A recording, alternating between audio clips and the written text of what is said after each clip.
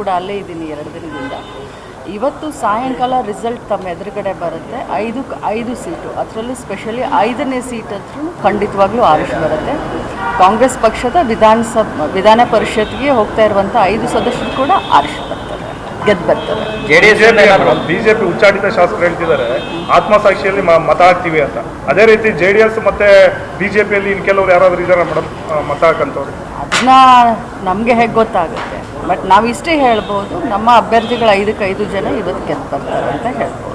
ನಮಗೆ ಕಾನ್ಫಿಡೆನ್ಸ್. ನೋಡಿ, ಕಾಂಗ್ರೆಸ್ ಪಕ್ಷ ಭಾಳಷ್ಟು ಒಗ್ಗಟ್ಟನ್ನ ಪ್ರದರ್ಶನ ಮಾಡಿದೆ, ಇನ್ನು ಮುಂದೆ ಕೂಡ ಪ್ರದರ್ಶನ ಮಾಡುತ್ತೆ. ತಾವೇ ನೋಡಿದ್ರಿ ಮೊನ್ನೆ ನಡೆದಂಥ ಆ ಒಂದು ಏನು ನಮ್ಮ ಮಾನ್ಯ ಸಿದ್ದರಾಮಯ್ಯ ಸಾಹೇಬರು ಯಾವ ರೀತಿ ಎಷ್ಟು ಸ್ಮೂತ್ ಟ್ರಾನ್ಸಾಕ್ಷನ್ ಅಂತ ಹೇಳ್ಬೋದು.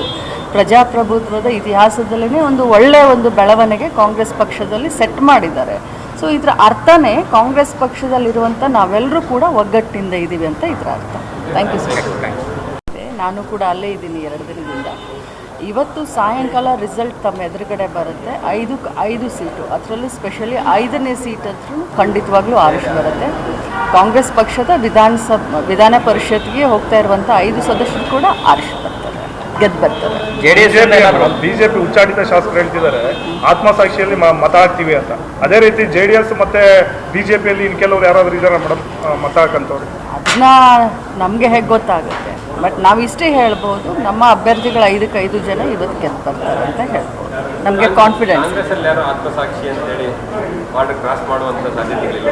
ನೋಡಿ, ಕಾಂಗ್ರೆಸ್ ಪಕ್ಷ ಭಾಳಷ್ಟು ಒಗ್ಗಟ್ಟನ್ನ ಪ್ರದರ್ಶನ ಮಾಡಿದೆ, ಇನ್ನು ಮುಂದೆ ಕೂಡ ಪ್ರದರ್ಶನ ಮಾಡುತ್ತೆ. ತಾವೇ ನೋಡಿದ್ರಿ ಮೊನ್ನೆ ನಡೆದಂಥ ಆ ಒಂದು ಏನು ನಮ್ಮ ಮಾನ್ಯ ಸಿದ್ದರಾಮಯ್ಯ ಸಾಹೇಬರು ಯಾವ ರೀತಿ ಎಷ್ಟು ಸ್ಮೂತ್ ಟ್ರಾನ್ಸಾಕ್ಷನ್ ಅಂತ ಹೇಳ್ಬೋದು.